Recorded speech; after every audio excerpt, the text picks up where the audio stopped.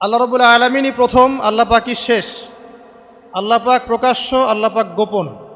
ওয়া হুয়া বিকুল্লি শাইইন আলিম। আল্লাহ পাক বলছেন তিনি প্রত্যেকটা বিষয় সম্পর্কে জ্ঞানী। সূরা হাদিদ আয়াত নাম্বার 3। তো আমরা বুঝতে পারছি যখন কোনো কিছু ছিল না তখন আল্লাহ রাব্বুল আলামিন ছিলেন, আবার যখন কিছু থাকবে না তখন আল্লাহ পাক থাকবেন। কুল্লু মান আলাইহা ফান ওয়া ইয়াবকা ওয়াজহু রাব্বিকা যুল জালালি ওয়াল ইকরাম। সমস্ত কিছু ফানা হয়ে যাবে, শুধুমাত্র আল্লাহ রাব্বুল আলামিনের সত্তা, জাত এটা বাকি থাকবে। তার মানে আল্লাহ পাকই শুরু, আল্লাহ পাকই শেষ। আল্লাহর কোনো শুরু নাই, আল্লাহর কোনো শেষ নাই। এখন কেউ যদি প্রশ্ন করে যে আল্লাহ সব কিছু সৃষ্টি করেছেন, তাহলে আল্লাহকে কে সৃষ্টি করলো? নাউজুবিল্লাহ।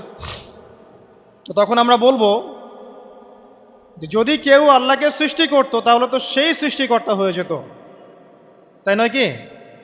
এইভাবে এক এক করে যদি আমরা পিছনের দিকে যেতে থাকি তাহলে একটা পর্যায়ে গিয়ে তো আমাদেরকে থামতে হবে। তো আমরা যেখানে গিয়ে থামছেন সেটাই হচ্ছে আল্লাহ রাব্বুল আলামিন। আল্লাহ পাকের আগে কিছুই ছিল না, বরং অতীত, বর্তমান, ভবিষ্যৎ এটা সময়ের মধ্যে আছে, যে সময়ের মধ্যে আমরা বাস করছি। আল্লাহ রাব্বুল আলামিনের কাছে এরকম অতীত, বর্তমান, ভবিষ্যৎ কিছু নাই। আল্লাহ রাব্বুল আলামিন একা ছিলেন, তখন কিছুই ছিল না। আবার যখন সব কিছু ধ্বংস হয়ে যাবে আল্লাহ পাক একাই থাকবেন, আর কিচ্ছু থাকবে না। এখন আল্লাহ পাক সর্বপ্রথম সৃষ্টি করলেন আরশে আজিম। কি সৃষ্টি করলেন? এবং আরশটা পানির উপরে ছিল। কিসের উপরে? পানির উপরে। এরপরে আল্লাহ রাব্বুল আলামিন সৃষ্টি করেছেন কলম। আল্লাহ পাকের কাছে লাউহে মাহফুজ আছে। লাউহে মাহফুজ মানে সুরক্ষিত একটা ফলক। এখানে আল্লাহ পাক কলমকে বললেন লিখো। কলম বলল যে মাযা আকতুব, আমি কি লিখবো হে আল্লাহ? আল্লাহ পাক বললেন কিয়ামত পর্যন্ত যা যা হবে, শেষ দিন পর্যন্ত যা কিছু ঘটবে লিখে ফেলো। কলম লিখে ফেলেছে কিয়ামত পর্যন্ত কি কি হবে। অতএব আপনার রিজিক নিয়ে এত টেনশন করার কোনো দরকার নেই। বিয়ে শাদী হচ্ছে না, এই জন্য কবরে গিয়ে মানত করার কোনো দরকার নেই। সময় মতো হবে ইনশাআল্লাহ। যখন রিজিক তাকদিরে লেখা আছে সময় মতো ইনশাল্লাহ হবেই। তাকদিরের বাইরে কিচ্ছু হবে না। তো আল্লাহ পাক তাকদির লিখে ফেললেন। এমনকি লাউহে মাহফুজে কোরআনও লিপিবদ্ধ আছে। সূরা বুরুজ পড়েন নাই? বাল হুয়া কুরআনুম মাজিদ ফি লাউহিম মাহফুজ। লাউহে মাহফুজ থেকে কোরআন মাজিদ নাজিল করা হয়েছে প্রথম আসমানে। এরপর প্রথম আসমান থেকে আস্তে আস্তে ধাপে ধাপে বিভিন্ন ঘটনার পালাক্রমে রাসূলুল্লাহ সাল্লাল্লাহু আলাইহি ওয়াসাল্লামের কলবের মধ্যে জিবরাইল আলাইহিস সালামের মারফতে ওহী করা হয়েছে। এই হলো কোরআন, যেটা নাজিল হতে সময় লেগেছে 23 বছর। তো লাউহে মাহফুজ আল্লাহ রাব্বুল আলামিন সব লিখে ফেললেন। এভাবে 6 দিন, আল্লাহ পাকের হিসেবে 6 দিন কত লম্বা আল্লাহ ভালো জানেন। 6 দিনে আল্লাহ রাব্বুল আলামিন এরপর সৃষ্টি করলেন পুরো মহাবিশ্ব। পুরো মহাবিশ্ব বলতে আমি শুধু পৃথিবীর সৌরজগৎ বোঝাচ্ছি না। এই মঙ্গল, বুধ, শনি, বৃহস্পতি এইটুক না, এরকম হাজার হাজার সৌরজগৎ মিলে একটা গ্যালাক্সি হয়, আর হাজারটা গ্যালাক্সি মিলে গিয়ে একটা আসমান হচ্ছে, মহাকাশের একটা ছায়াপথ আসমান হচ্ছে। তো এরকম 7টা আসমান বা 7টা মহাবিশ্ব আল্লাহ পাক সৃষ্টি করলেন মাত্র 6 দিনে। কয় দিনে? ফি সিত্তাতি আইয়াম। 6 দিন আল্লাহ পাক সৃষ্টি করলেন। এরপর আল্লাহ রাব্বুল আলামিন প্রত্যেক মহাকাশে তার যার যার কাজ সেটা দিলেন। যেখানে যেখানে মাখলুক সৃষ্টি করা আল্লাহ পাক করলেন। আল্লাহ রাব্বুল আলামিন মালায়েকা সৃষ্টি করলেন নূর দিয়ে। কি দিয়ে? আলো দিয়ে। আলোর মধ্য দিয়ে আল্লাহ রাব্বুল আলামিন ফেরেশতা সৃষ্টি করলেন। আল্লাহ পাক জিন সৃষ্টি করলেন। জিন কি দিয়ে? আগুন দিয়ে। একদম যেটা উত্তপ্ত আগুন, লাল আগুন, সেই আগুন দিয়ে আল্লাহ পাক জিন জাতিকে সৃষ্টি করলেন। সৃষ্টি করার পর আল্লাহ রাব্বুল আলামিন জিন জাতিকে পৃথিবীতে পাঠিয়েছেন। কোথায়? আর এখন মানুষ পৃথিবীতে যা করছে, জিন জাতীয় কিছুটা এরকমই কাজ করেছিল, বরং তার চেয়েও হয়তো বেশি করেছিল। পৃথিবীতে সে ফিতনার ফাসাদ সৃষ্টি করেছিল। এক পর্যায়ে আল্লাহ রাব্বুল আলামিন জিন জাতিকে ধ্বংস করে দিলেন। কিছু কিছু জিনকে আল্লাহ পাক অবশিষ্ট রাখলেন, যেগুলো পাহাড়ে, পর্বতে, বিভিন্ন জায়গায়, সমুদ্রে আশ্রয় নিল। পাহাড়ি এলাকাগুলোতে জিন থাকে, গভীর সমুদ্রে জিন থাকে, হ্যাঁ, জঙ্গলে জিন থাকে। এরকম কিছু জায়গা আছে, এগুলোর মধ্যে জিনরা থাকে। তো ওদেরকে ডিস্টার্ব করতে গেলে সমস্যা, আপনাকে ধরে ফেলবে। আর যদি প্রতিদিন সকাল সন্ধ্যার জিকির আজগার ঠিকঠাক মতো না করেন, কোরআন তেলাওয়াত ঠিকঠাক মতো না করেন, নামাজি না হন আর পবিত্র না থাকেন, তাহলে জিন ধরার সম্ভাবনা বেশি। আর আমার মনে হয় এখনকার যে মেয়েগুলো রাস্তাঘাটে ঘোরাফেরা করে, এদের বেশিরভাগই জিন ধরা। কারণ আছে, এমনি এমনি বলি নাই। এটা আপনাকে বুঝতে হলে আল্লাহ এবং তার রাসূলের চোখ দিয়ে দেখতে হবে তো। কারণ তাদের চালচলন স্বাভাবিক না, কিছু একটা ওদের উপর ভর করেছে। ওই ভরটা করার কারণে তার চালচলন আজকে এমন হয়ে গেছে। এবং বহু মেয়ের ঘটনা এমন শোনা যায় যে সরাসরি তারা জিন দ্বারা ইফেক্টেড হয়। দেখেন না, রুকিয়া করতে হয়, শরীয়ীভাবে রুকিয়া করতে হয়। তো খেয়াল রাখবেন, সকাল সন্ধ্যার জিকির আজগার ঠিক রাখবেন, কোরআন তেলাওয়াতটা ঠিক রাখবেন, নামাজি হবেন, পাক পবিত্র থাকবেন, জিন আপনাকে কোনো ক্ষতি করতে পারবেন না ইনশাআল্লাহ। জিনরা কিন্তু রাসূল সাল্লাল্লাহু আলাইহি ওয়াসাল্লামেরও ক্ষতি করার চেষ্টা করেছিল। আল্লাহ রাসূল সাল্লাল্লাহু আলাইহি ওয়াসাল্লাম ওটাকে ধরেছিলেন, ধরে মসজিদের খুঁটির সাথে বেঁধে রেখেছে। নামাজের মধ্যে জিন আমাদের নবীকে ডিস্টার্ব করেছিল, আল্লাহ রাসূল ওই জিনকে ধরেছেন, ধরে খুঁটির সাথে বেঁধে রেখেছেন। তারপরে তার মনে পড়ল সুলাইমান আলাইহিস সালামের কথা। সুলাইমান আলাইহিস সালাম বলেছিল আল্লাহকে, আল্লাহ আমাকে যে ক্ষমতা তুমি দিয়েছো, আমার পরে কাউকে এই ক্ষমতা আর দিও না। আর সুলাইমান আলাইহিস সালামকে আল্লাহ পাক জিন জাতিকে অনুগত করে দিয়েছিলেন। সুলাইমান আলাইহিস সালামের নির্দেশে জিন জাতি বিভিন্ন কাজ করত, এমনকি সমুদ্রের মধ্যে ডুবুরির কাজও করত, সমুদ্রের ভিতর থেকে রত্ন বের করে নিয়ে আসতো। এগুলো কিন্তু অলিক রূপকথা নয়, সত্য ঘটনা। তখন নবী সাল্লাল্লাহু আলাইহি ওয়াসাল্লাম বললেন যে আমার ভাই সুলাইমানের কথা আমার মনে পড়ে গেল, তাই আমি জিনটাকে ছেড়ে দিলাম। তো আল্লাহ পাক জিন জাতিকে সৃষ্টি করে এই পৃথিবীতে পাঠানোর পর তারা এরকম ফিতনা এবং ফাসাদ সৃষ্টি করার পরে আল্লাহ পাক ওদেরকে ধ্বংস করে দেন। দেওয়ার পরে আরও অনেক যুগ এবং অনেক শতাব্দী কেটে যায়। কত যুগ কত শতাব্দী আল্লাহ ভালো জানেন। অনেক লম্বা সময় পরে গিয়ে আল্লাহ রাব্বুল আলামিন ফেরেশতাদেরকে ডাকেন। কাদেরকে ডাকেন? তাদেরকে ডেকে বলেন, ওয়া ইয ক্বালা রাব্বুকা লিল মালায়েকা, স্মরণ করো নবী সেই সময়ের কথা যখন তোমার রব ফেরেশতাদেরকে ডাকলেন, ডেকে বললেন, ইন্নী জাইলুন ফিল আরদি খলিফা, হে ফেরেশতা মণ্ডলী, আমি পৃথিবীতে আমার খলিফা পাঠাতে চাই। কি পাঠাতে চাই ভাই? খলিফা। খলিফার দুটো অর্থ, একটা হচ্ছে ওই যে জিনরা যে চলে গেল, ওর স্থলাভিষিক্ত হয়ে আরেকটা জাতি, স্থলাভিষিক্ত হওয়া। আরেকটা ব্যাখ্যা হচ্ছে খলিফা শব্দের মানে হচ্ছে যে ব্যক্তি আল্লাহ পাকের বিধান অনুযায়ী পৃথিবীতে বিচার ফয়সালা করে, সে আল্লাহর খলিফা। আমি কি বুঝাতে পারছি? আল্লাহ পাক ফেরেশতাদেরকে বললেন, আমি পৃথিবীতে আমার খলিফা পাঠাতে চাই, প্রতিনিধি, এবং যে আল্লাহর বিধান দ্বারা বিচার ফয়সালা করে। তখন ফেরেশতারা বলছেন, ক্বালু, ফেরেশতারা বলছেন, আতাজআলু ফিহা মান ইউফসিদু ফিহা ওয়া ইয়াসফিকুদ দিমা, হে আল্লাহ, আপনি কি এমন কোন সৃষ্টিকে আবার পৃথিবীতে পাঠাতে চান যে পৃথিবীতে গিয়ে ফিতনা ফাসাদ সৃষ্টি করবে অথবা রক্তপাত ঘটাবে? ফেরেশতারা এই কথা কিভাবে বলতে পারলো? হ্যাঁ, জিন জাতির অভিজ্ঞতার আলোকে। ঠিক আছে? তখন আল্লাহ পাক বলছেন, ইন্নী আ'লামু মা লা তা'লামুন, দেখো আমি যা জানি তোমরা তা জানো না। মানে তারা ফিতনা ফাসাদ সৃষ্টি করতে পারে, কিন্তু আমার কিছু মুখলেস বান্দা থাকবে যারা এই পথে পা বাড়াবে না। আচ্ছা, এবার আল্লাহ রাব্বুল আলামিন আদম আলাইহিস সালামকে সৃষ্টি করলেন। আল্লাহ পাক নিজের হাত দিয়ে আদম আলাইহিস সালামকে সৃষ্টি করেছেন। সূরা সদের মধ্যে আল্লাহ পাক বলেছেন, দেখুন মহাবিশ্বের কোনো সৃষ্টির ব্যাপারে বলা হয়নি যে খলাকতু বিয়াদাই, আমি নিজ হাতে তাকে সৃষ্টি করেছি। শুধুমাত্র আদম আলাইহিস সালাম, আমাদের পিতার ক্ষেত্রে বলা হয়েছে খলাকতু বিয়াদাই, আমি নিজ হাতে তাকে সৃষ্টি করেছি। কত সম্মান, কত ভালোবাসা, তাই না? এবার আল্লাহ রাব্বুল আলামিন আদম আলাইহিস সালামকে সমস্ত নাম শিক্ষা দিলেন। সমস্ত নাম মানে কি? ওয়াল্লামা আদামাল আসমাআ কুল্লাহা, আল্লাহ পাক বলছেন এরপর আমি আদম আলাইহিস সালামকে মহাবিশ্বের যত জ্ঞান আছে সমস্ত নাম শিক্ষা দিয়ে দিলাম। সুবহানাল্লাহ। যেই জ্ঞান ফেরেশতাদেরও ছিল না, যেই জ্ঞান ইবলিসেরও ছিল না। ইবলিস কিন্তু অনেক জ্ঞানী ছিল, অনেক বড় আবেদ ছিল, সে দীর্ঘদিন আল্লাহর ইবাদত করেছে, কিন্তু এই জ্ঞান কিন্তু তারও ছিল না, ফেরেশতাদেরও ছিল না।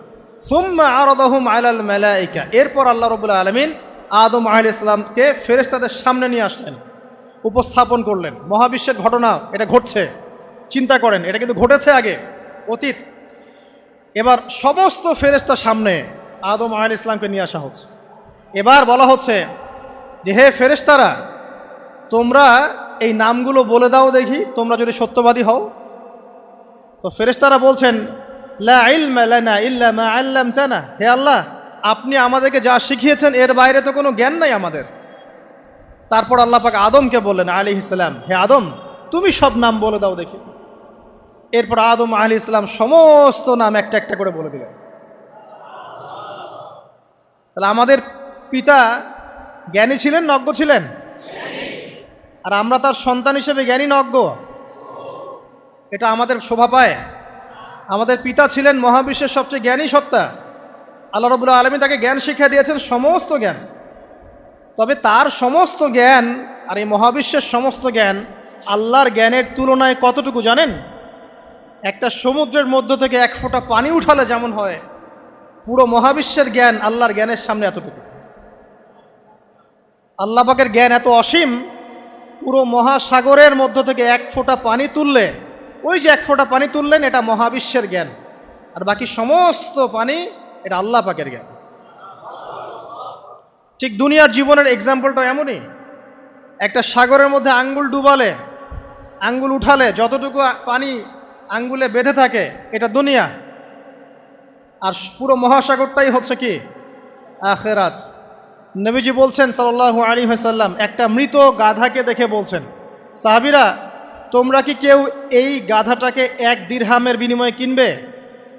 কান কাটা, মৃত, গলে আছে, এই গাধাটাকে কিনবা 1 দিরহাম দিয়ে? সাহাবীরা বলছেন, মাংনা দিলেও তো কিনবো না। ইয়া রাসূলুল্লাহ, যদি ফ্রিও কেউ দেয়, বিনামূল্যে দেয়, তাও তো নিব না। তখন নবী সাল্লাল্লাহু আলাইহি ওয়াসাল্লাম বলছেন, এটাই হচ্ছে আল্লাহর কাছে দুনিয়ার এক্সাম্পল।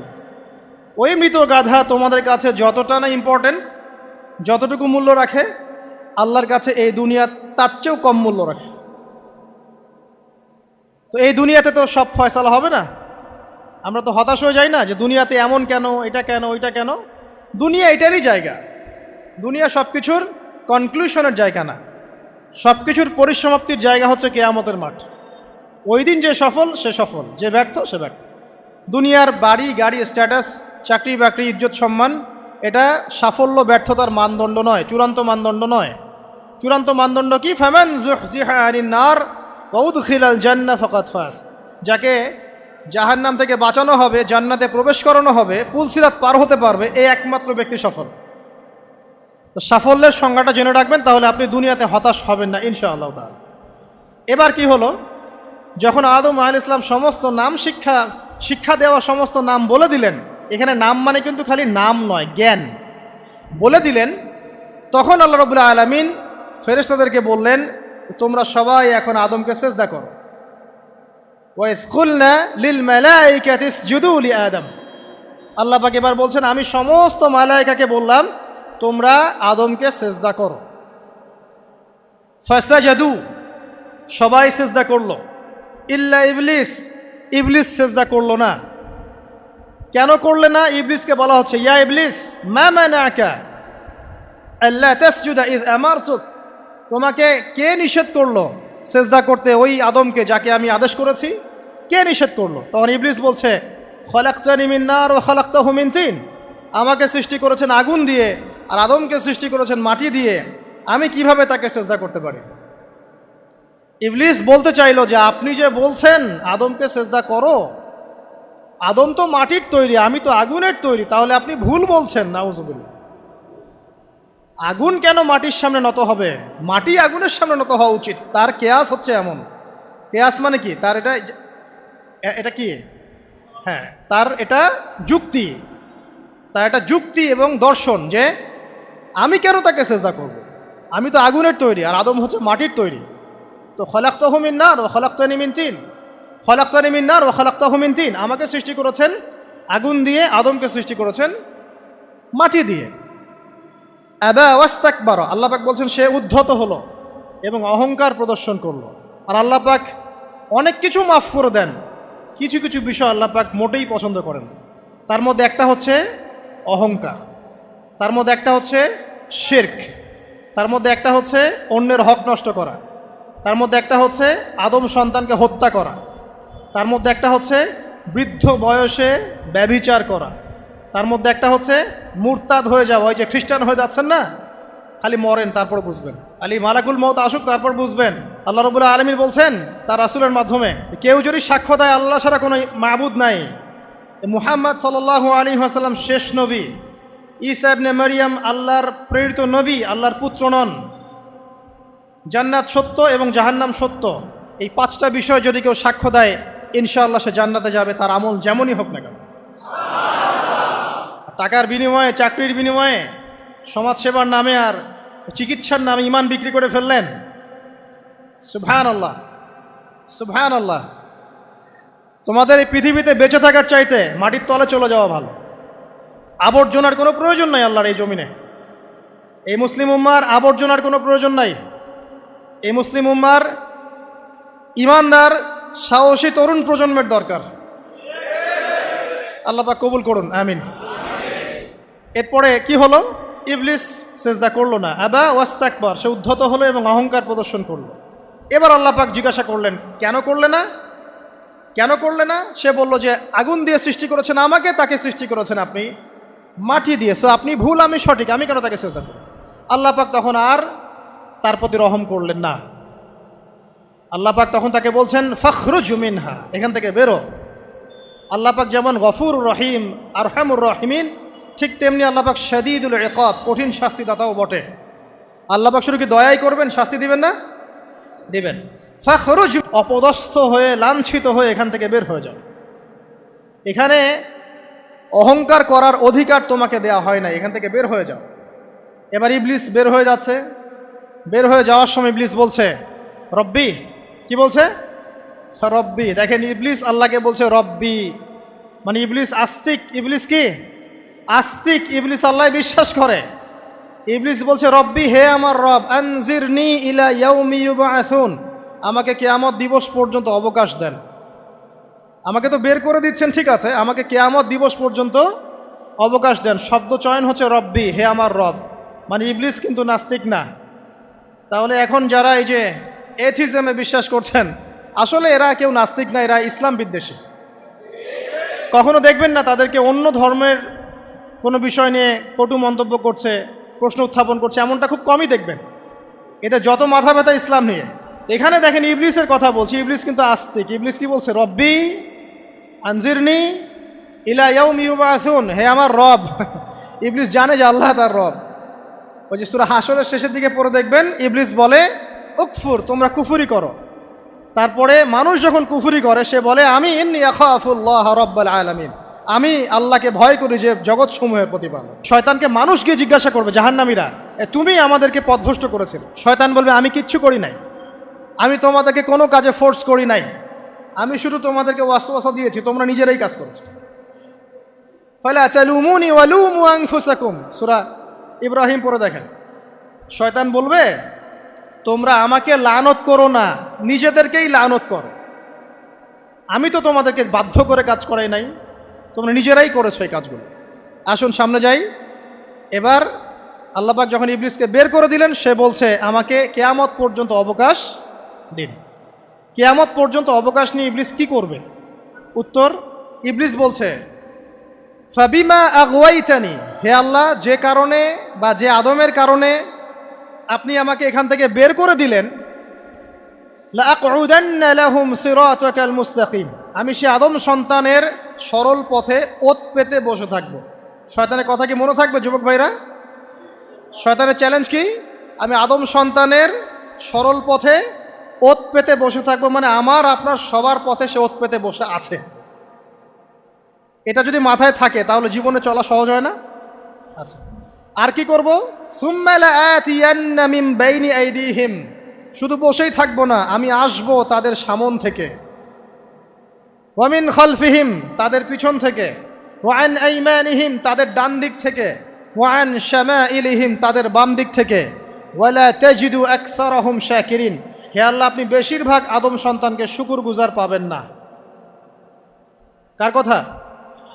শয়তানের। এই কথাটা কি সত্য না মিথ্যা? এখন বেশিরভাগ লোক নামাজ পড়ে না পড়ে না?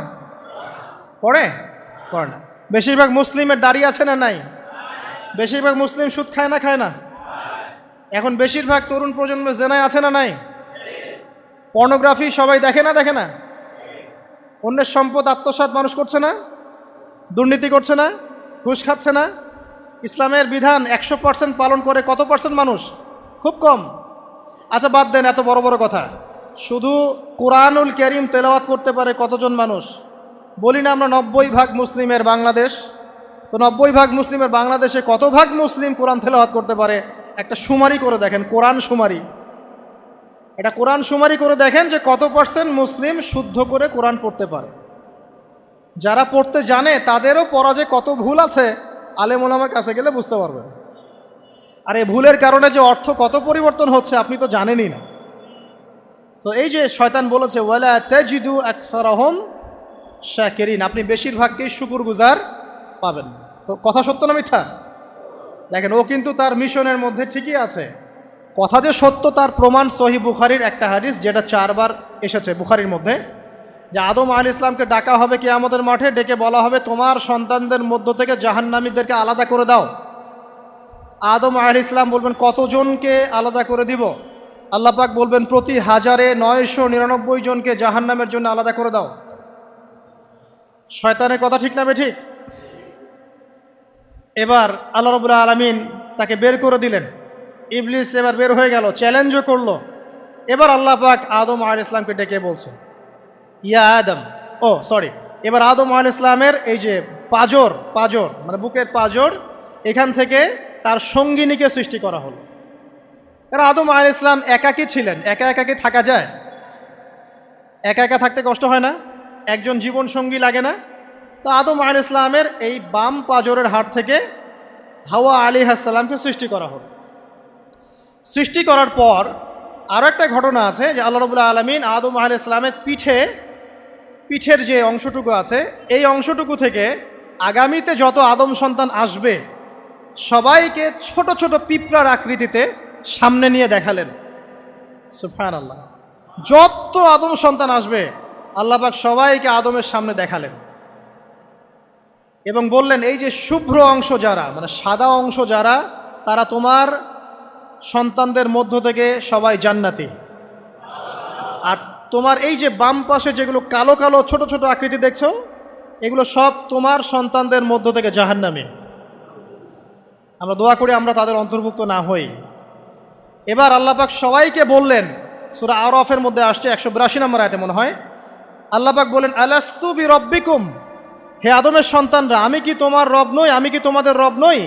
আলাস্তু বিরব্বিকুম, আমি কি তোমাদের রব নই? আলাস্তু বিরব্বিকুম, আমি কি তোমাদের রব নই? আমরা সবাই তখন বলেছিলাম বালা ইয়া রব্বি, অবশ্যই আপনি আমাদের রব। আমরা এখন ভুলে গেছি না?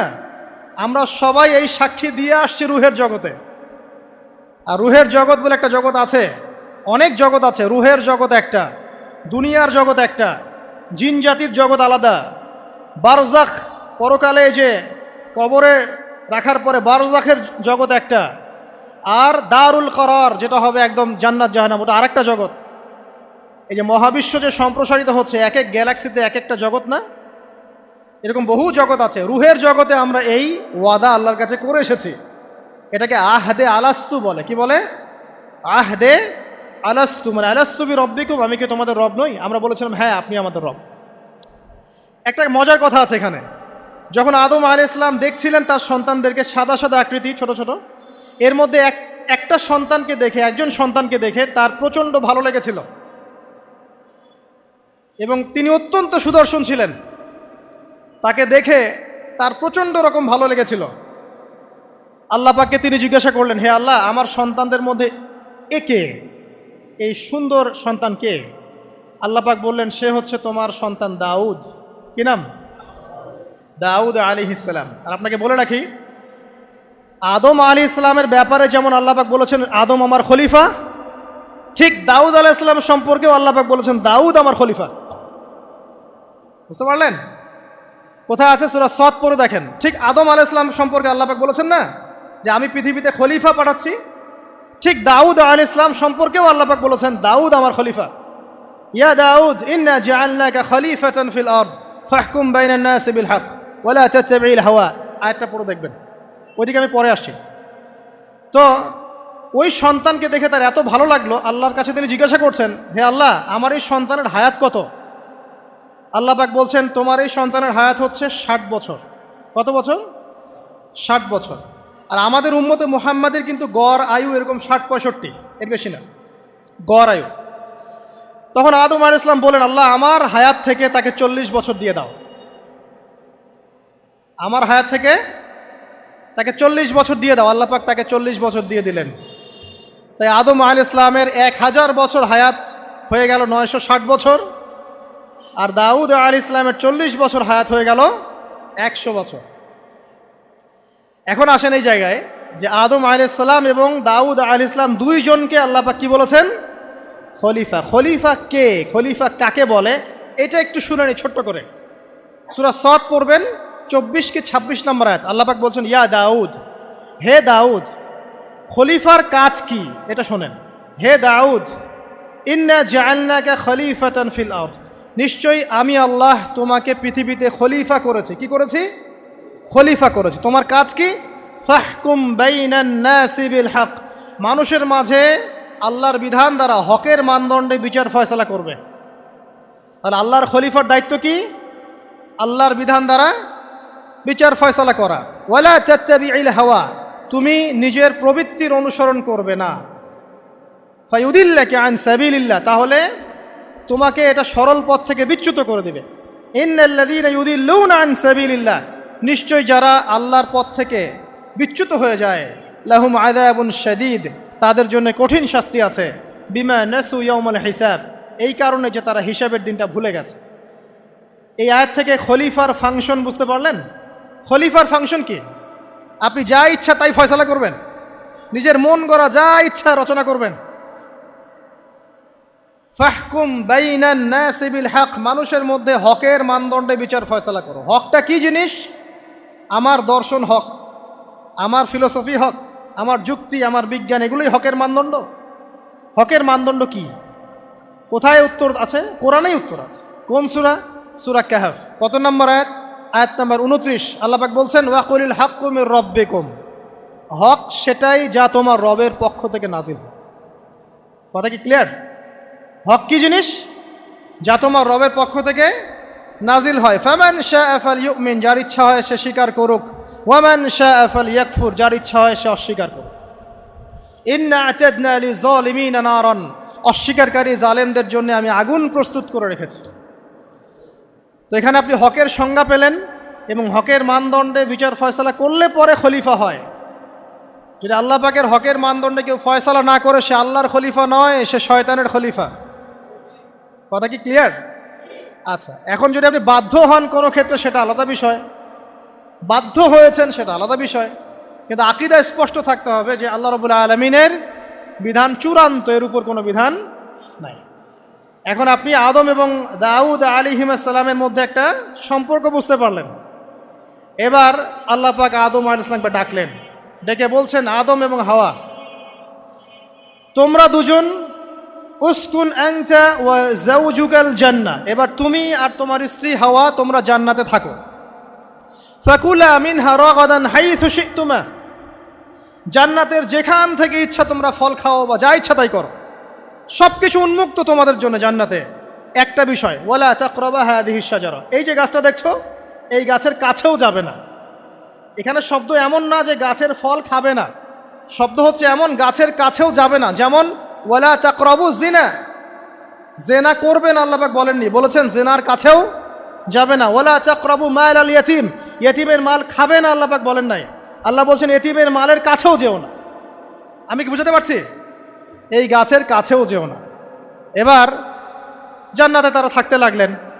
এবার ইবলিস তো আর হাল ছেড়ে দেয় নাই, সে কি বলেছিল? ডান বাম সামন পিছন সব দিক থেকে আসবে। সে এসে ওয়াসওয়াসা দেয়। কি ওয়াসওয়াসা দেয়? হে আদম হাল আদুল্লুকা, আমি কি তোমাকে বলে দিব আলা শাজারাতিল খুলদ ওয়া মুলকিন লা ইয়াবলা, হে আদম, আমি কি তোমাকে বলে দিব এমন একটা গাছের কথা, যেই গাছের ফল খেলে পরে তুমি চিরস্থায়ী জীবন লাভ করবে, কোনো দিন মারা যাবে না। এই চিরস্থায়িত্বের টোপ দিচ্ছে কে? এই চিরস্থায়ী ক্ষমতার টোপে মানুষ পথ হারাচ্ছে না পৃথিবীতে। ওয়া মুলকিন লা ইয়াবলা, এমন রাজত্ব পাবে যেই রাজত্ব কখনো ক্ষয় হবে না। চিরস্থায়িত্বের টোপ, রাজত্বের টোপ, এই দুটোই হচ্ছে পৃথিবীতে মানুষকে পথভ্রষ্ট করার শয়তানের অস্ত্র। কথা মনে বুঝতে পারেন না? আমার মাথার উপর দিয়ে আছে, বুঝতে পারবেন ইনশাআল্লাহ। তো টোপ দিচ্ছে দুইটা, হাল আদুল্লুকা আলা শাজারাতিল খুলদ ওয়া মুলকিন লা ইয়াবলা। করতে করতে করতে করতে একদিন সত্যি সত্যি আমাদের পিতামাতা সেই গাছের কাছে চলে গেলেন।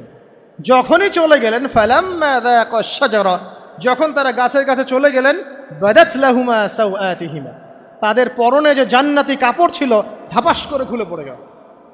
ইন্না লিল্লাহি ওয়া ইন্না ইলাইহি রাজিউন। আমাদের পিতামাতাকে পুরো মহাবিশ্বে ফেরেশতাদের সামনে জান্নাতে নগ্ন করে দিল ইবলিস। আমি মনে বুঝাতে ব্যর্থ হচ্ছে। আমাদের পিতামাতাকে জান্নাতে ফেরেশতাদের সামনে, সবার সামনে নগ্ন করে কাপড় খুলে ফেললো কে? ইবলিস। তো এখন যে কাপড় খোলার সংস্কৃতি চলছে, কারা এরা? ওরা জিন শয়তান, এগুলো মানুষ শয়তান। শয়তান দুই প্রকার, মিনাল জিন্নাতি ওয়ান নাস, জিন শয়তান আর মানুষ শয়তান। ওই জিন শয়তান এদেরকে ওয়াসওয়াসা দিয়ে দিয়ে নগ্ন করেছে। এরা এখন নগ্নতার আন্দোলন শুরু করেছে, এবং আমি জানি কয়দিন পর এটা বিকিনি পরেও ঘুরবে। অবাক হচ্ছেন? কিয়ামতের আলামতের মধ্যে অন্যতম হচ্ছে মানুষ রাস্তার ধারে ধারে জেনা করবে, রাস্তার মোড়ে মোড়ে জেনা হবে। তখনকার সবচেয়ে ভালো মানুষ হবে সেই ব্যক্তি যে গিয়ে বলবে যে বাবা তোমরা জেনা করছো করছো, এই দেয়ালের পিছনে গিয়ে করতে পারলা না। সে হবে সবচেয়ে ভালো মানুষ। তো এই যে কাপড় খোলার সংস্কৃতি শুরু হয়েছে, এটা কার সংস্কৃতি? বাদাত লাহুমা সাওআতিহিমা। আল্লাহ পাক আরো বলছেন, ইয়া বানি আদম, হে আদম সন্তান, লা ইয়াফতিনান্নাকুমুশ শাইতান, শয়তান যেন তোমাদেরকে ফিতনায় ফেলতে না পারে। কামা আখরাজা আবাওয়াইকুম মিনাল জান্নাহ, ঠিক যেভাবে শয়তান তোমাদের পিতা মাতাকে জান্নাত থেকে বের করে দিয়েছিল। আর কি করেছিল? কামা আখরাজা আবাওয়াইকুম মিনাল জান্নাহ ইয়ানজিউ আনহুমা লিবাসাহুমা, শয়তান তোমাদের পিতা মাতার লেবাস পোশাক খুলে ফেলেছিল। ঠিক এভাবেই যেন পৃথিবীতে শয়তান তোমাদেরকে ফিতনায় ফেলতে না পারে, আল্লাহ পাক সতর্ক করছেন। এখন কি বুঝতে পারছেন? এই নগ্নতার যে 6 লাভ, নগ্নতা, অশ্লীলতা, পর্নোগ্রাফি, বেহায়াপনা, ফ্রি মিক্সিং, নারীদেরকে নগ্ন করে রাস্তায় বের করে নিয়ে আসা, এগুলো কার এজেন্ডা? শয়তানের এজেন্ডা। এর উপর কোনো কথা নাই, কারণ কোরআনের উপর কোনো সত্য নাই। এগুলোর উপরে কোনো কথা হবে না, বিকজ কোরআনের উপর কোনো সত্য নাই। আছে? নাই। কোরআনে আল্লাহ পাক বলেছেন যে শয়তান ফিতনায় ফেলেছিল, ইয়ানজিউ আনহুমা লিবাসাহুমা, শয়তান তোমাদের পিতামাতার লেবাস খুলে ফেলে দিয়েছিল। ওয়া তাফিকা ইয়াখতিফানি আলাইহিমা মিন ওয়ারাকিল জান্নাহ, তখন আমাদের পিতামাতা জান্নাতের গাছের যে এই যে পাতাগুলো আছে এগুলো ছিঁড়ে ছিঁড়ে লজ্জাস্থান ঢাকতে লাগলেন। ইন্না লিল্লাহ। আমাদের পিতামাতার কি দুর্দশা হয়েছিল, আমাদের পিতামাতার কি দুর্দশা, কি লজ্জা হয়েছিল তখন। চিন্তা করে দেখেন, শয়তান কাপড় খুলে ফেলে দিয়েছে। আর আমাদের পিতামাতা, আমাদের মা, আমাদের বাবা জান্নাতের এই যে পাতাগুলো ছিঁড়ে ছিঁড়ে গায়ের লজ্জাস্থান ঢাকা শুরু করেছেন। কি পরিমাণ লজ্জা চিন্তা করেন। আপনাকে যদি এখানে কেউ নগ্ন করে ফেলে এবং আপনি যদি না চান বিষয়টা, সবাই জোর করে আপনার কাপড় খুলে ফেলে, আপনার কেমন লাগবে? কেমন লাগবে? এই ঘটনা ঘটেছে মহাবিশ্বে, শয়তান ঘটিয়েছে। এরপর আল্লাহ পাক ডাকলেন, ডেকে বলছেন, ইয়া আদম, হে আদম, আলাম আনহাকুমা আন তিলকুমা শাজারা, হে আদম, আমি কি তোমাদেরকে দুজনকে নিষেধ করি নাই যে গাছের কাছে যাবে না? আমি কি তোমাদের দুইজনকে নিষেধ করি নাই যে তোমরা গাছের কাছে যাবে না? তখন আদম আলাইহিস সালাম বুঝতে পারলেন যে তারা একটা বড় ভুল করে ফেলেছে। তারপর আল্লাহ রাব্বুল আলামিন দয়া পরবশ হয়ে আদম এবং হাওয়া আলাইহিস সালামকে কালিমা শিক্ষা দিলেন, তওবার কালিমা, যেই কালিমা দিয়ে তারা তওবা করতে পারেন। সেই কালিমা হচ্ছে রব্বানা যালামনা আনফুসানা ওয়া ইল্লাম তাগফির লানা ওয়া তারহামনা লানাকুনান্না মিনাল খাসিরিন। এই দোয়া শিখে নিয়ে আদম এবং হাওয়া আলাইহিস সালাম তওবা করলেন। আল্লাহ পাক তাদের তওবা কবুল করে মাফ করে দিলেন। কিন্তু জান্নাতে আর থাকা হলো না। আল্লাহ পাক বলেন, কুল নাহবিতু মিনহা জামিআ, এবার তোমরা সবাই মিলে এখন পৃথিবীতে নেমে যাও। আল্লাহ মাফ করে দিলেন, কিন্তু তোমরা এখন পৃথিবীতে নেমে যাও, জান্নাতে আর থাকা হবে না। খেয়াল করে দেখেন, ইবলিসও আল্লাহর আদেশ মানে নাই। আল্লাহ বলেছেন সেজদা করো, ইবলিস কিন্তু করে নাই। আবার আমাদের পিতা আদম আলাইহিস সালামকে আল্লাহ পাক বলেছেন গাছের কাছে যেও না, তারা চলে গেছেন। দুটোই কি অবাধ্যতা নয়? তাহলে ইবলিসকে চিরস্থায়ী জাহান্নামী করা হলো, আদম সন্তানকে কেন করা হলো না? উত্তর, আদম সন্তান আদম আলাইহিস সালাম তওবা করে ফিরে এসেছে, ইবলিস আসে নাই। তাই আমাদের দ্বারা পদে পদে ভুল হবেই, তওবা করে ফিরে আসলেই গুনাহ মাফ ইনশাআল্লাহ। আর যদি ইবলিসের মতো গুনার উপর গুনাহ করতেই থাকেন আর বলেন যে আমি ঠিক কাজ করছি, তাহলে ইনশাআল্লাহ ওই যে জাহান্নাম অপেক্ষা করছে। ইবলিসকে আল্লাহ পাক বললেন যে তুমি এবং তোমার অনুসারী যারাই থাকবে সবাইকে দিয়ে লাআমলাআন্না জাহান্নামা মিনকুম আজমাইন, তোমাদের সবাইকে দিয়ে আমি জাহান্নাম পরিপূর্ণ করব। নাউযুবিল্লাহ। এবার সবাই পৃথিবীতে নেমে আসলো। পৃথিবীতে এসেই কি আল্লাহ পাক ছেড়ে দিলেন? না। আল্লাহ রাব্বুল আলামিন বলছেন কুল নাহবিতু মিনহা জামিআ, তোমরা পৃথিবীতে নেমে যাও।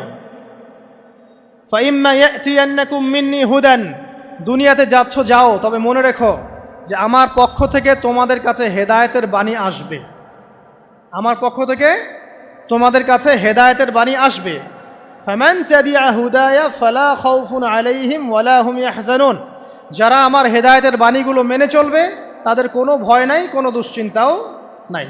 ওয়াল্লাযীনা কাফারু ওয়া কাযযাবু বিআয়াতিনা, কিন্তু যারা আমার আয়াতকে কুফরি করবে, মিথ্যা প্রতিপন্ন করবে, ফাউলাইকা আসহাবুন নার, তারা হবে জাহান্নামের অধিবাসী। হুম ফিহা খালিদুন, তারা সেখানে চিরস্থায়ী হবে। এই সহজ সরল জীবন দর্শন দিয়ে আল্লাহ পাক পৃথিবীতে পাঠিয়ে দিলেন। এবার শুরু হলো পৃথিবীতে পথ চলা। পৃথিবীতে পথ চলার ক্ষেত্রে অনেক কিছু সৃষ্টি করতে হলো, আবিষ্কার, কৃষিকাজ, এটা ওটা সব কিছু। আদম আলাইহিস সালামকে আল্লাহ পাক সেই জ্ঞান ওহির মাধ্যমে শিক্ষা দিলেন। কৃষিকাজ আল্লাহ পাক শিক্ষা দিয়েছেন, চাকা সৃষ্টি করা আল্লাহ পাক শিক্ষা দিয়েছেন, বাহন সৃষ্টি করা আল্লাহ পাক শিক্ষা দিয়েছেন। যত রকম জ্ঞান আছে সমস্ত জ্ঞান এসেছে নবীদের পক্ষ থেকে। সব কিছু জ্ঞানের মূল ভিত্তি এসেছে নবীদের কাছ থেকে, আল্লাহর ওহির কাছ থেকে। যত সভ্যতা দেখছেন বড় বড়, সমস্ত সভ্যতা শুরু হয়েছে নবী দ্বারা, এবং সভ্যতা শেষও হবে একজন নবী দ্বারা। তার নাম কি? ঈসা ইবনে মারইয়াম। আদম আলাইহিস সালাম আল্লাহর দেয়া শিক্ষায় শিক্ষিত হয়ে দুনিয়াতে চলতে লাগলেন এবং তওবা ইস্তেগফার করতে লাগলেন, কাঁদতে লাগলেন। দীর্ঘকাল তারা ক্রন্দন করেছেন। কি কারণে? ওই যে একটা ভুল তারা করে ফেলেছে। দুনিয়াতে এসে ক্রন্দন করতে করতে করতে করতে আল্লাহ রাব্বুল আলামিন এক পর্যায়ে তওবা কবুল করে ফেললেন। এবার সামনে যান, তাদের সন্তান হলো হাবিল এবং কাবিল। নাম শুনেছেন? শোনেন নাই? হাবিলের কুরবানি কবুল হয়, কাবিলের কুরবানি কবুল হচ্ছে না। বিকজ কাবিল এর কুরবানির মধ্যে ইখলাস নাই। ভাইয়ের কুরবানি কেন কবুল হচ্ছে, আমারটা কেন হচ্ছে না? হিংসার বশবর্তী হয়ে কাবিল হাবিলকে হত্যা করে ফেললো। নবী পরিবারের সদস্য হয়েও কাবিল এরকম অন্যায় করে ফেলল। আর কি হলো? রাসূল সাল্লাল্লাহু আলাইহি সাল্লাম বলেছেন, পৃথিবীতে যত মানুষ অন্যায়ভাবে নিহত হবে, পৃথিবীতে যত মানুষ অন্যায়ভাবে খুন হবে, সমস্ত খুনের পাপের একটা অংশ কাবিলের আমলনামায় যুক্ত হবে। কারণ সেই প্রথম খুন চালু করেছে। এই যে আজকে গুনাহে জারিয়া চালু করছেন না, সুদী এনজিও, সুদী সমিতি, সিনেমা হল, এইটা ওইটা, মদের বার, যত গুনাহে জারিয়া চালু করছেন, মৃত্যু হবে, কবরে যাবেন ঠিকই, কিন্তু গুনাহ কমবে না ইনশাআল্লাহ। মনে করেন একজন নগ্ন ছবিতে অভিনয় করেছে, ঠিক আছে, এখন নাই পৃথিবীতে, বা কেউ অশ্লীল গান বাজনা করে দুনিয়া থেকে বিদায় নিয়েছে, দুনিয়াতে তার গান এখনও বাজছে, সে কবরে শুয়ে শুয়েই সেই গোনাগুলো পাচ্ছে। ঠিক আপনি যদি এখন ভালো কোনো কাজ করেন, দিনই কোনো ভালো কাজ করেন, মসজিদ হোক, মাদ্রাসা হোক, ইয়েতিমখানা হোক, বিধবাদের কোনো প্রকল্প হোক, বৃদ্ধাশ্রম হোক, মানবতার কোনো কল্যাণমূলক কাজ হোক, মৃত্যুর পরেও ইনশাল্লাহ আপনি নেকি পেতে থাকবেন। সদকায়ে জারিয়া আর গুনাহে জারিয়া ভালো করে বুঝবেন। একটা গুনাহ করে মাফ নেওয়া আলাদা বিষয়, আর গুনাহ চলতে থাকাটা আর একটা বিষয়। আল্লাহ আমাদেরকে হেফাজত করুন, আমিন। নবী পরিবার এগিয়ে গেল এবং তাদের সময়ে তারা শুধু ক্রন্দন করেছেন, ইবাদত করেছেন, আল্লাহর কাছে ইস্তেগফার করেছেন এবং ওই যে জান্নাতে ফিরে যাওয়ার জন্য তারা আপ্রাণ চেষ্টা করেছেন। এক পর্যায়ে আদম আলাইহিস সালামের বয়স যখন 960 বছর হলো, আল্লাহ রাব্বুল আলামিন তাকে ওফাত দিলেন, তার ইন্তেকাল হয়ে গেল। ইন্না লিল্লাহি ওয়া ইন্না ইলাইহি রাজিউন। এরপরেও নবী পরিবার চলতে লাগলো, চলতে চলতে পরবর্তীতে আসলেন নূহ আলাইহিস সালাম, তারপরে ইব্রাহিম, আদ জাতি, তারপর সামুদ, তারপরে শুআয়ব, কওমে মাদিয়ান, মূসা, দাউদ, সুলাইমান, ইসহাক, ইয়াকুব। নবী পরিবার চলতেই লাগলো। এক পর্যায়ে ঈসা আলাইহিস সালামের পরে মুহাম্মদ সাল্লাল্লাহু আলাইহি ওয়াসাল্লামের মধ্য দিয়ে নবীদের সিলসিলা আল্লাহ পাক শেষ করে দিলেন। এভাবেই সভ্যতা এগিয়ে গেছে, এভাবেই আমাদের পিতামাতার হাত ধরে জ্ঞান পৃথিবীতে এসেছে। এবং ওই যে শয়তানের মিথ্যা প্রলোভন, প্রতারণা, এর ফলশ্রুতিতে ওই যে আমাদের পিতামাতার গা থেকে কাপড় খুলে পড়ল, আল্লাহ পাক রাগান্বিত হয়ে সবাইকে দুনিয়াতে নামিয়ে দিলেন, ইবলিসকে চিরস্থায়ী জাহান্নামী ঘোষণা করলেন। কিন্তু আমাদের পিতামাতার ক্রন্দন, তওবা, ইস্তেগফার, আমলের বদৌলতে, আল্লাহর রহমতে আল্লাহ পাক পিতামাতাকে মাফ করে দিলেন, আলহামদুলিল্লাহ। এভাবেই মানব জাতি এগিয়ে যাচ্ছে। আজকে আমরা এই পর্যায়ে পর্যন্ত এসেছি। আদম আলাইহিস সালামের এই সংক্ষিপ্ত জীবনী থেকে আমরা কি শিখলাম? আমরা শিখলাম যে আল্লাহ রাব্বুল আলামিন অনেক ভালোবেসে, অনেক মহব্বত করে, মমতা দিয়ে, মায়া দিয়ে নিজের হাতে আমাদের পিতাকে সৃষ্টি করেছে। এক। দুই, আমাদের পিতাকে আল্লাহ রাব্বুল আলামিন তার পক্ষ থেকে জ্ঞান শিক্ষা দিয়েছেন। এই কারণে আদম সন্তানরা জন্ম থেকেই দেখবেন কিছু না কিছু জ্ঞানে জ্ঞানী হয়েই থাকে। জ্ঞান আপনার ডিএনএর মধ্যে থাকেই। আল্লাহ রাব্বুল আলামিন আদম আলাইহিস সালামের মধ্যে রূহ ফুঁকে দিয়েছেন। আল্লাহ রাব্বুল আলামিন আদম আলাইহিস সালামকে জান্নাতে রেখেছেন। আল্লাহ রাব্বুল আলামিন গাছের কাছে যাওয়ার পরেও তওবা ইস্তেগফারের মধ্য দিয়ে তাকে মাফও করে দিয়েছেন। আল্লাহ রাব্বুল আলামিন আদম এবং হাওয়া আলাইহিস সালামের মধ্য দিয়ে এই পৃথিবীতে মানব জাতির সিলসিলা অব্যাহত রেখেছেন। এবং কিয়ামত পর্যন্ত যত আদম সন্তান আসবে তাদের জন্য আল্লাহ পাক তার পক্ষ থেকে হেদায়েত প্রেরণ করেছেন। এক যুগে তাওরাত এসেছে, কখনো জাবুর, কখনো ইনজিল, কখনো কোরআন। সর্বশেষ টেস্টামেন্ট হিসেবে কোরআন এসেছে। এখন যদি এই ওয়াহির বাণী, কোরআন এবং এর ব্যাখ্যা হাদিস আমরা মেনে চলি, ইনশাআল্লাহ তাআলা আমরা আবার সেই জান্নাতে ফিরে যাব যেখান থেকে আমাদেরকে নামিয়ে দেওয়া হয়েছে। আর যদি আমরা কোরআন এবং হাদিস বা আল্লাহর ওয়াহির পরোয়া না করি, এর আলোকে জীবন না গড়ি, তাহলে ওই ইবলিসের সাথেই আমাদেরকে জাহান্নামে থাকতে হবে, নাউযুবিল্লাহ। আল্লাহ রাব্বুল আলামিন আমাদের সবাইকে কোরআন এবং সুন্নাহ, আল্লাহর ওয়াহি মেনে চলার তৌফিক দান করুন এবং ইবলিসের খপ্পর থেকে আল্লাহ পাক আমাদেরকে বাঁচিয়ে রাখুন। ইবলিসের যত এজেন্ট আছে, ওদের যে দুরভিসন্ধি, ষড়যন্ত্র এবং শয়তানি ফাঁদ, এগুলো থেকে আল্লাহ পাক আমাদেরকে, আমাদের মা বোনদেরকে, আমাদের পরিবারের সদস্যদেরকে, আমাদের সমাজকে, রাষ্ট্রকে আল্লাহ পাক হেফাজত করুন, বাঁচিয়ে রাখুন, আমিন।